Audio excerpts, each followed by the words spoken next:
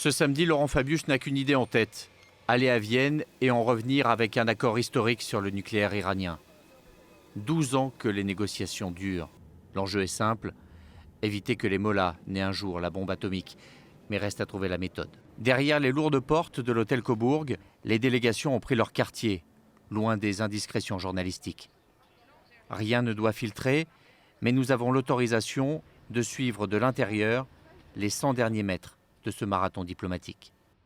Toutes les délégations sont enfermées, à l'image de la commissaire européenne Federica Mogherini, qui prend de temps en temps l'air au balcon.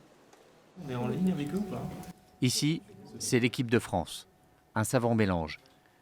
Des diplomates spécialisés sur le nucléaire, d'autres qui nagent dans les méandres juridiques des Nations Unies comme dans leur bain, mais aussi 2 ingénieurs du commissariat à l'énergie atomique, capables d'identifier une bombe à neutrons en kit.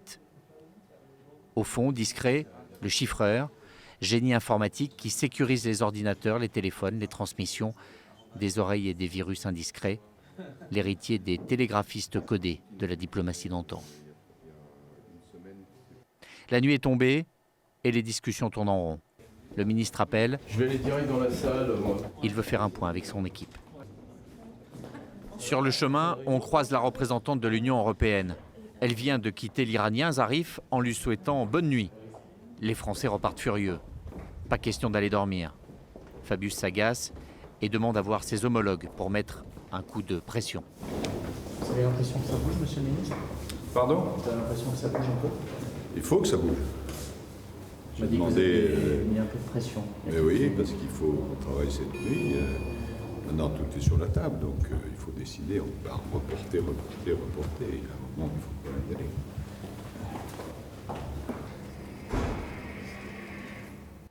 Le lendemain, Vienne se réveille avec son train-train habituel. On manque de méthode, s'agace un membre de la délégation. Et c'est vrai que tout le monde ne marche pas au même rythme. Kerry, l'Américain, veut un accord coûte que coûte et épargne le négociateur iranien. Il est là depuis 18 jours, il visite des églises et l'après-midi, son équipe regarde d'un œil la finale de Wimbledon. À ce rythme, ça pourrait encore durer. À la fin du match, le ministre des Affaires étrangères iranien, Zarif, fait sa petite apparition quotidienne à l'heure du goûter. Zarif joue avec les journalistes et avec les nerfs des Occidentaux. Lundi, c'est une autre négociation qui retient l'attention, la Grèce. Fabius a fait un aller-retour à Paris pour parler à Hollande et à son retour, ses équipes ont de bonnes nouvelles. Les discussions progressent. Dans la salle de négociation, Fabius affine sa position. Il tient à un principe. Pas question de lever l'embargo sur les armes conventionnelles. On ne va pas d'un côté éviter la bombe atomique, pour de l'autre, laisser l'Iran acheter un arsenal de missiles longue portée. Ce serait absurde. Mais pour autant, pas question de passer pour un deal breaker, celui qui empêche un accord de se faire. Si l'accord est conclu cet après-midi, avoir dans la même journée du 13 juillet l'accord sur la Grèce et puis peut-être l'accord qui a une portée évidemment plus longue sur le nucléaire iranien, on va se rappeler le 13 juillet. Il ne sera pas levé pour rien. Vous voulez dire, on ne se sera pas couché pour rien. Mais c'est le jour des bonnes nouvelles. Avec son homologue allemand, il va à la rencontre de la presse commenter ce succès du couple franco-allemand dans la crise grecque. Comme quoi, la fermeté bien comprise, ça peut payer. À 23h, tout s'agite. Le russe Lavrov a pris les Iraniens entre 4 yeux. Fsio, il est temps de signer maintenant, ça suffit. C'est parti. L'accord est à portée de main et il faut ramasser les copies, et vite.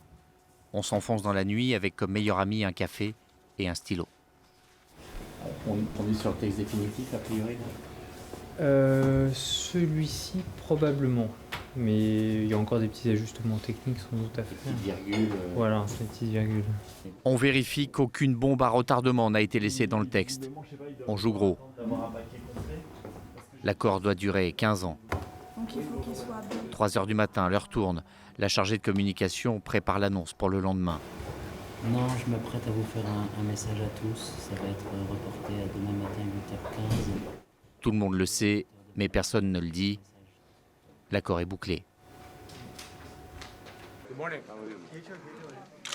14 juillet 2015 à midi, l'accord sur le nucléaire iranien est signé.